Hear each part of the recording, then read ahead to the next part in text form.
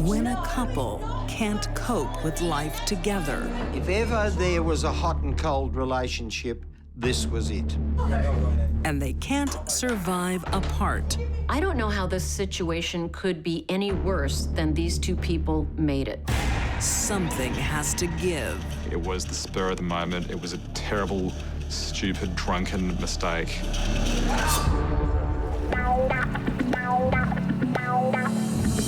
Many young women dream of meeting a Mr. Right who is charming and wealthy.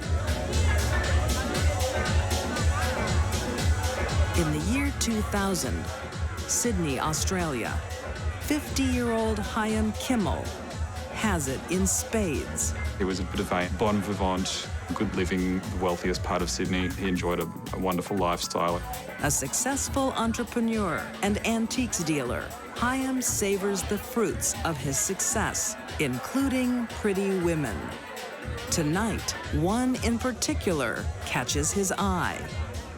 25-year-old Danielle Stewart. Danielle was a very attractive, shortish, blonde, loved to drink. He was an older man, but a really good style of a bloke. They met on the dance floor and hit it off immediately. I'm a part-time accountant. You are? Well, that's a serendipity. Oh, really? I'm the bookkeeper. Chaim moves in quickly, offering Danielle a job. Really?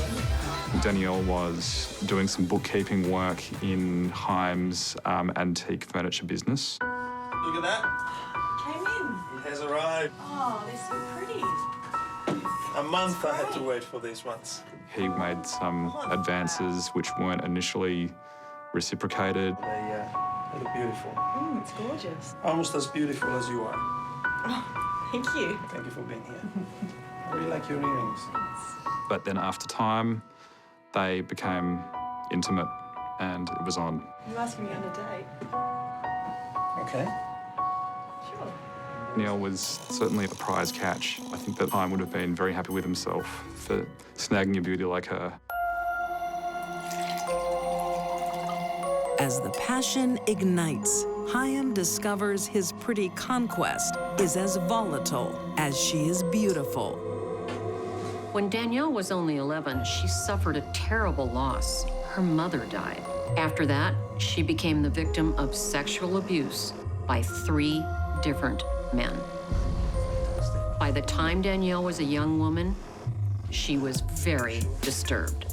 What are you doing? I'm just... I like my wine, thank you. Danielle has an inability to cope with the ups and downs of life. Why are you doing that? She has a borderline personality disorder. Can you stop trying to control me all the time? It's in your head. No, it's not. You are controlling me, and that's why I drink, because you control me. People, mostly women, with borderline personality disorder are always living on the edge. They love drama. You're drunk already. And that's fine. I'll take my wine and go. If ever there was a hot and cold relationship, this was it. One minute they're yelling and screaming at each other, and then they'd be lovey-dovey and back within each other's arms.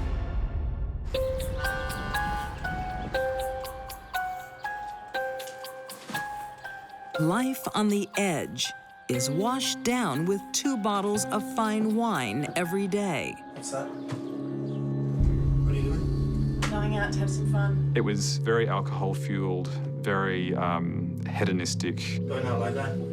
Yeah, going out like this. You're not going anywhere. There was a lot of violent arguments.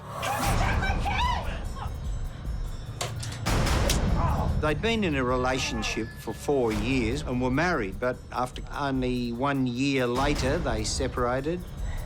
Go out. Yes, I do want to go out. But I want you to stop controlling me. Being abandoned is a fear of Danielle's that has its roots in her unstable and grief-stricken childhood. She went through life with a paranoia that people were going to leave her, and she became very, very possessive of her partner, and that fueled by alcohol, was the basis of the majority of their problems. The couple that find it impossible to live together soon discover they can't live apart. She went out with somebody else. He was seeing other people, but they could not stop speaking. They remained extremely close. Should I tell you now? Until something happens that brings the tortured soulmates to a crossroad. Danielle gets pregnant by her new lover. And the new fellow wants to settle down and start raising a family, which incidentally was Danielle's greatest dream, was to have a family. But she is still drawn to Chaim uncontrollably.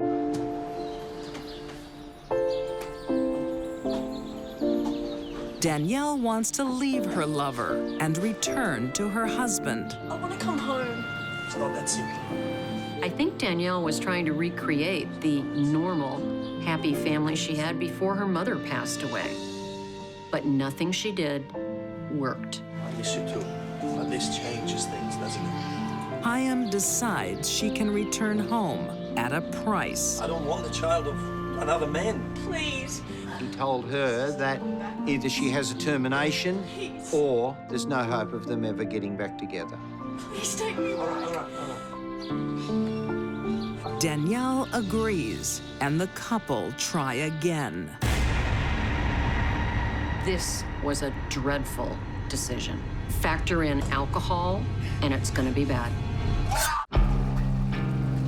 In Sydney, Australia, 2006, 30-year-old Danielle Stewart and 55-year-old Chaim Kimmel are attempting to fix their broken marriage. It's not going well. It was short-lived. As soon as they were back together, it was business as usual. I don't know how this situation could be any worse than these two people made it. Extreme alcohol abuse, clinical depression from a recent abortion, and living with someone you hate. This could not have had a happy ending. The old problems just resurfaced. They kept on living the same way. They kept on with the dinner parties and living the good life. So who wants another drink? Absolutely. Why not? Yeah. All right, let's do it. And with this came Danielle's terrible response to alcohol excess.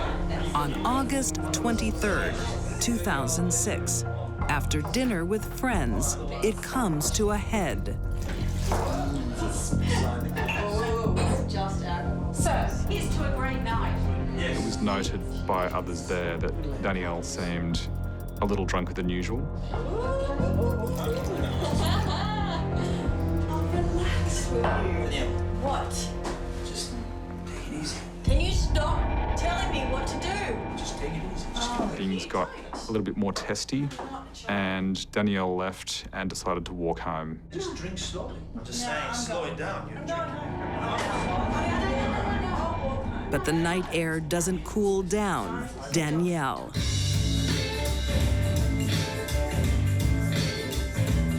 When Chaim returns home, the argument boils over. Yeah, this music's so loud. It had something to do with him telling to turn the music off. I like the music loud. Neighbors are asleep. It had something to do with him having changed the password on the computer. You changed the password. You're trying to control me. I changed the password because you get into my emails and I lose There was emails. apparently an ongoing issue in their relationship. He would change the password so that she couldn't get into his business emails. It Yeah, is I lost Strut trying emails. to control me again. Stop it. Danielle does not back down. Get out. Get out of my house. Fight turns physical. She starts to physically attack him. Get out of your house. It escalated, and then she, in the heat of the moment, picked up an old antique knife, or decorative knife, picked it up and stuck it in Chaim twice.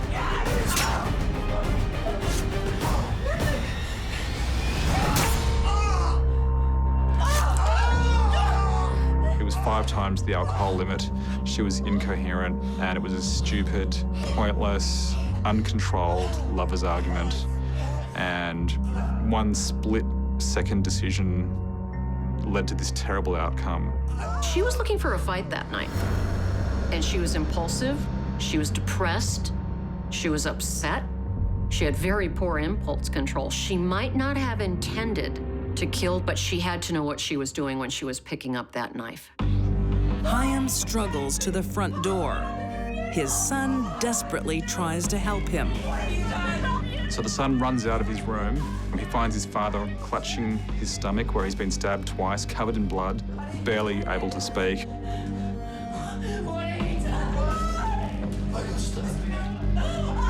Chaim's son considers retaliation. He picks up a golf club and thinks for a moment that he might avenge his father. It's actually Chaim himself who tells him, don't do it, lying there, sort of holding himself together. So the son puts the golf club down and nurses his father while he lies there dying. It's okay. It's okay. Chaim later succumbs to his injuries in the hospital. I don't know that Danielle actually planned that night, but the only way he'd be alive today is if he had left the house and not returned. Anyone who would have been in a relationship with Danielle Stewart would have been in a relationship that was doomed from the start. A combination of psychological problems fueled by excesses of alcohol was always going to end in disaster. Danielle wept throughout much of the trial. It was very clear that she completely regretted what she'd done and that she wanted him back, and she felt quite horrible. Danielle Stewart is found guilty of manslaughter. Sentenced to 6 years and 4 months in prison. Danielle is released in 2011. I believe it was fair, although I spent every day with Chaim's family and I really, really feel for their loss, and nothing can ever make up for that. Borderline personality disorder, a bad relationship, lots of alcohol, and clinical depression don't mix well. Danielle proved that.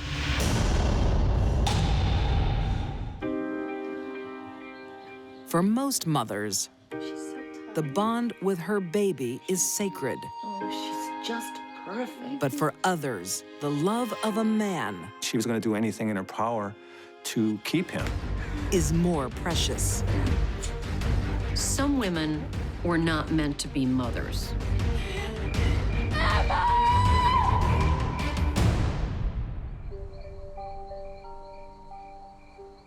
In Lancaster, California, on March 18th, 2009, a shocking crime occurs.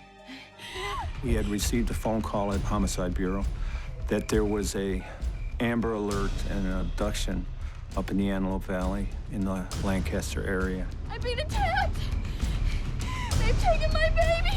She and Emma were at the park, and she was hit on the head, and Emma was taken, and she was possibly raped. They've taken my baby! Emma!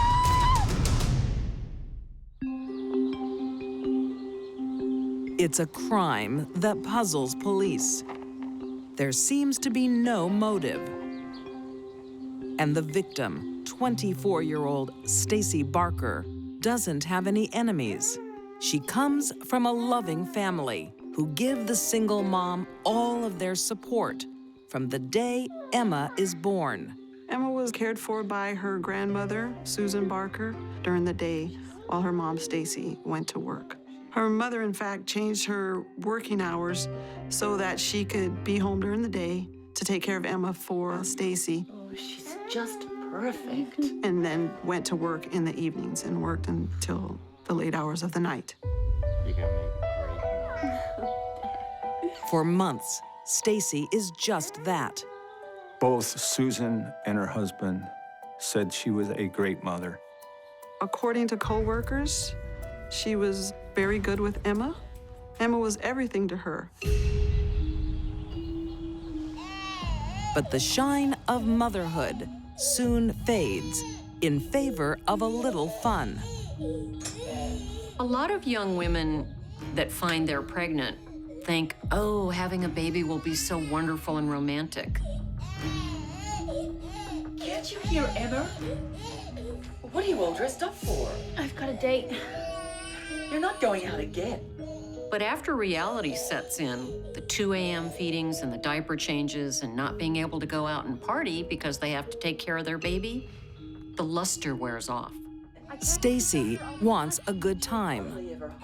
She's very uncaring, very narcissistic, I won't be late, I promise.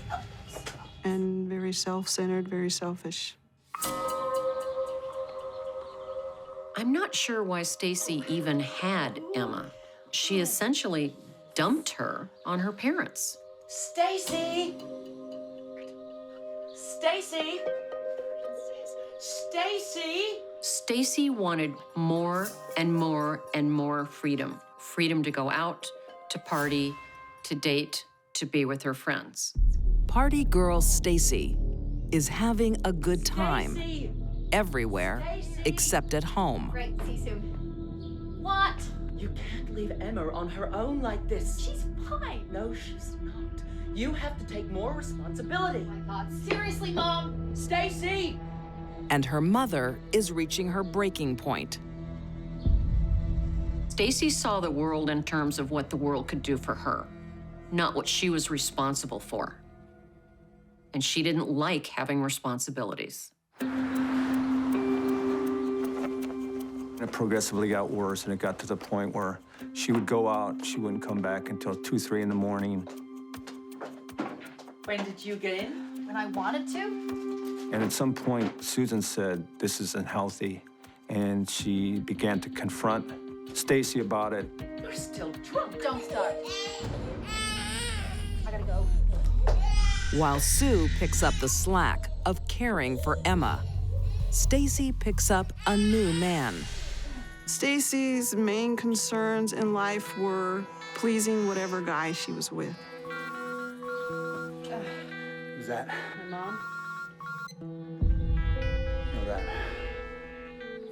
My daughter, Emma? It is not common for a woman to put anyone before the needs of her child. But Stacy had no problem with it. You got a daughter? Yeah. Oh, I ain't good with kids. It doesn't change anything. You don't need to be good with kids. You just need to be good with me. She was falling in love with him. And she was going to do anything in her power to prove this love for him, even if it meant somewhat neglecting Emma. Stacy falls hard for her new boyfriend. Brad! But the feeling isn't mutual. He liked his life the way it was. He wasn't financially ready to take on a family, and he enjoyed being single and living that single life. He purposely chose not to get close to Emma because if his relationship with Stacy ended, then he would disappoint Emma also, and he didn't want to do that. Stacy is torn between her two loves, In her eyes, Emma was basically in the way. and the choice she makes is inconceivable. March 18th, 2009, Lancaster, California. 24-year-old single mom, Stacy Barker, looks like she's ready for work, Called in sick. Really? Yeah. but she has no intention of going. She decided, I don't feel up to going to work, but she obviously didn't tell her parents this and the reasons why. And she dressed as if she was going to work, but then she went over to his apartment.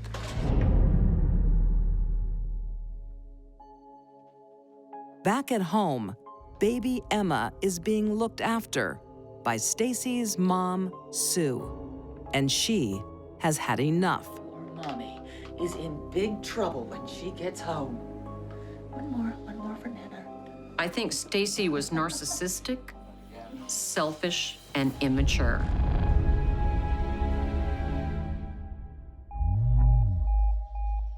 Stacy's boyfriend makes it clear he doesn't want to be a father to Emma.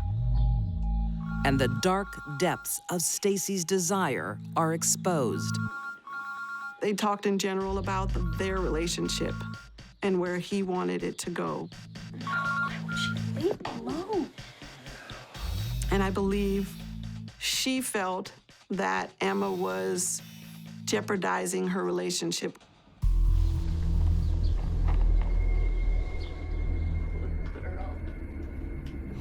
Sorry.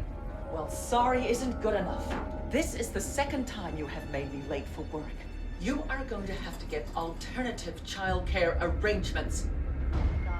Stacy went home and had the bad argument with the mother, and we believe that's when she said, I've got to make a decision here. And the decision she made was a fatal mistake. It's not you, it's my boyfriend. She's never happy. Welcome to motherhood. Mom. Emma was a burden. Stacy wanted her freedom. Emma had to go. She had gotten into the argument with her mom, so she wanted to leave the house. So she packed up Emma and she told her brother Nick, who was at home, that she was going to take Emma to the park. I'm taking Emma to the park. But in fact, instead of taking Emma to the park, sometime after leaving the house, she had given Emma a dose of some type of medication.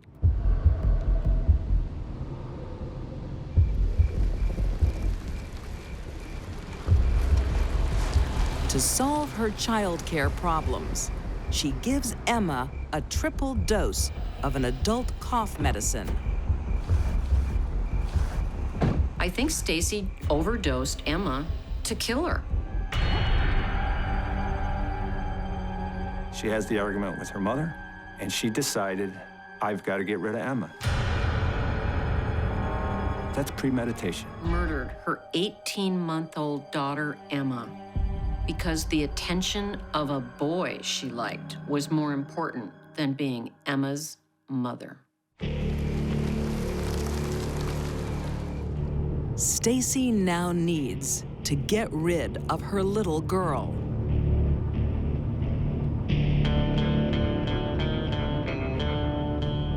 When Emma's body was found, it was found in the shape of her car seat. That means that after Stacy killed her, she drove around with her in the car, probably at least 5 hours. That's how long it would take for rigor mortis to set in. Stacy, calm and collected, now contrives an alibi for her rape and Emma's abduction. She injured herself in a way to make it believable that she had been abducted and assaulted. She went to great lengths to stage this story to make it look like Emma had been kidnapped and that she had been raped. Even after murdering her daughter, Stacy tries to draw attention and sympathy to herself. They've taken my baby! It was always about Stacy. Her boyfriend dials 911 and arrives at the scene before the police. They took my baby. Who took your baby, ma'am? But when they check Stacy's phone records, Come with us. they find that at the time of the attack, she wasn't in the park, but traveling on a freeway. And Her lies exposed, in the back of the car. Stacy tries another tack. And I don't. Without Stacy's help, we never would have found Emma until the high grass had been cut. Come with us. And they took Emma. They took my baby. And I don't know. Stacy's defense was that it was an accident and that Emma had actually suffocated on a plastic baggie. Stacy told the police she tried to cover up an accidental death because she didn't want people thinking she was a bad mother. Stacy knew she was a bad mother. I would label Stacy as a sociopath. On May 24th, 2011, Stacy Barker is convicted of first-degree murder and child abuse.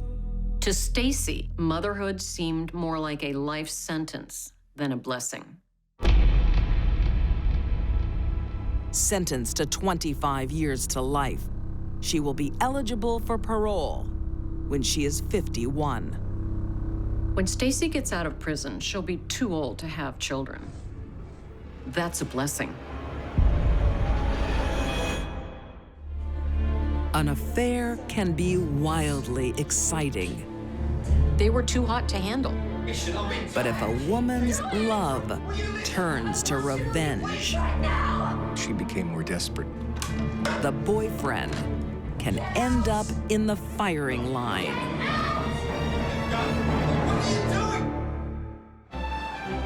In 1863, Virginia City is a booming silver town in Nevada. 26-year-old Laura Fair is cashing in, running a busy hotel. An independent woman with 3 disastrous marriages behind her. She married at 16. He died within a year. Second husband was a brutal man. She married a third husband. He committed suicide. I don't think Laura's string of 3 failed marriages in succession really meant that she was unlucky. She was really bad at choosing a decent partner. But Laura hasn't given up on love. When wealthy San Francisco lawyer, 47-year-old Alexander Crittenden rents a room, there is an instant attraction. Mr. Crittenden, we've been expecting you. Please call me Alexander. Ma, you're an absolutely beautiful woman. Within months, the two are lovers. I've never met anyone like you. Anyone. They fell wildly, madly in love. They just couldn't get enough of each other day and night. Mostly night, I think. I love you so much. I love you so much, too. Laura and Alexander's attraction to each other was enormously intense. It was a highly charged sexual relationship. The lovers spell out their devotion in more than 100 raunchy love letters. One of her letters said, "You shall kiss me in every corner of the room. Hold me in your arms in each chair. Lie by me on the sofa. Hang over me on the piano. Sleep with me in my bed." At the time, for a woman to be writing letters, talking about any sexual topics was very improper. We already be married. But one day we shall be married. You always say that. I promise you. He was pledging undying love to Laura Fair, and of course she wanted marriage. But Alexander is keeping a secret. Look, I need to tell you something, and that is... He wasn't quite forthcoming about his marital status.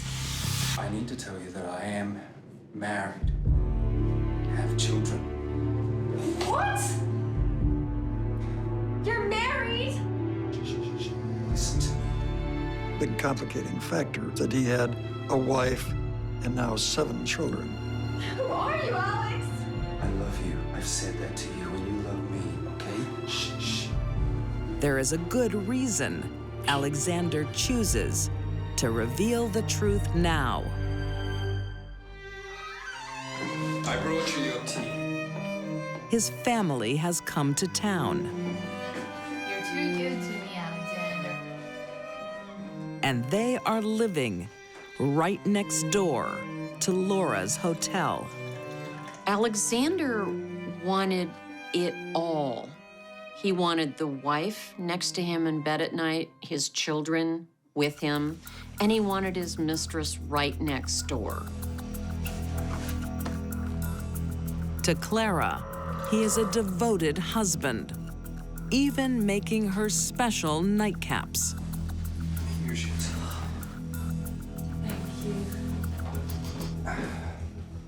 Frequently, he would give her a sleeping potion and then sneak back over to spend the night with Laura.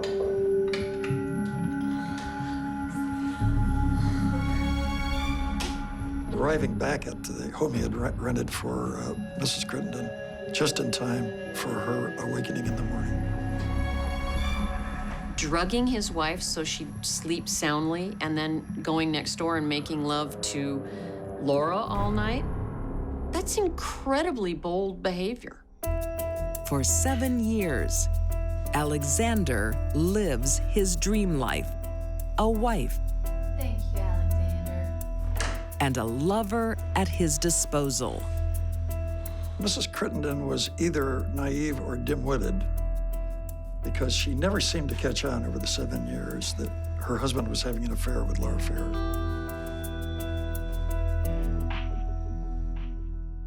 But Laura is tiring of being the other woman. She wants a ring on her finger. She kept begging him, tell your wife about me, leave her, marry me. When will this end? Soon. He had money, and in addition to that, we have to assume that he was a fantastic lover.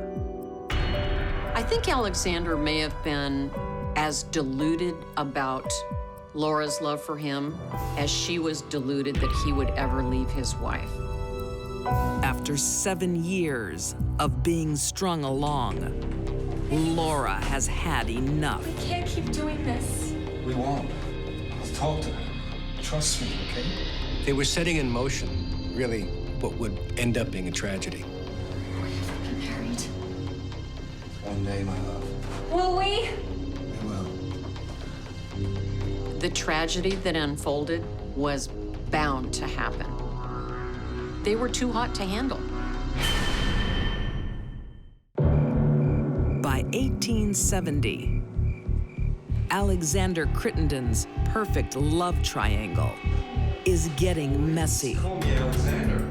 His longtime mistress, 33-year-old Laura Fair, loves him, but is running out of patience. I think Laura would do anything Alexander wanted, and she pinned all her hopes on him leaving his wife someday. But after 7 years, Laura gives up on Alexander. She finds a new man, Jesse Snyder, who is happy to make her an honest woman. What do you want, Alexander? What do I want? Who is it, sweetheart? Mr. Crittenden, I don't believe you've met my husband, Mr. Snyder. This drove Crittenden absolutely mad. But it did, however, put Laura Fair on an equal footing with Crittenden because they were then both married. But Laura, I love you. You know that. Leave your wife. Laura, After having 2 women for so long, Alexander can't cope with losing access to Laura. He convinces her to divorce her new husband and promises to do the same.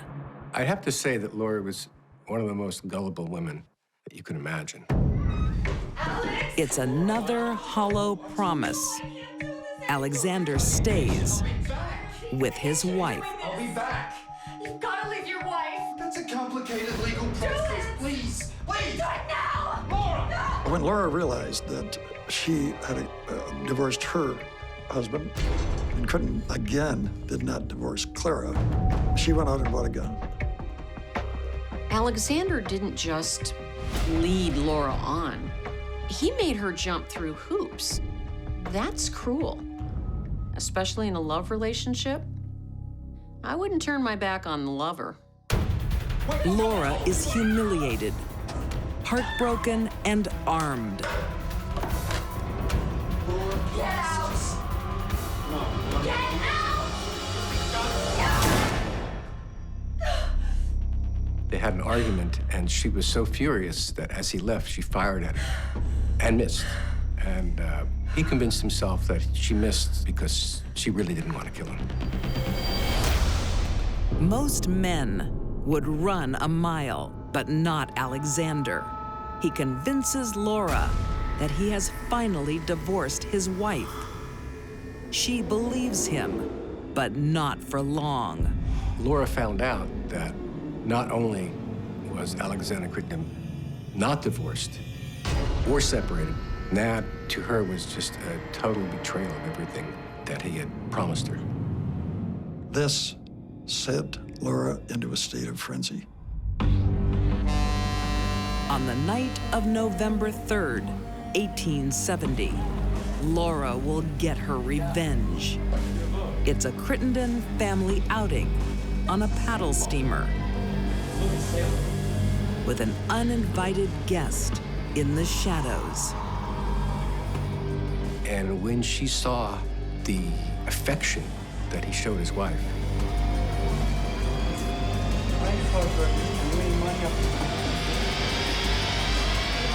she approached and she pulled a gun out.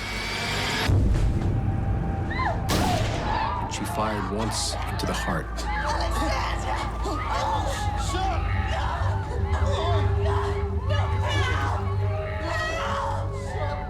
I don't think Laura Fair was essentially a violent woman, but she must have had a violent streak buried in her somewhere. And when the time came to kill, she did not hesitate. I believe the fact that Laura shot Alexander in front of his wife was not an accident. The wife was meant to see it.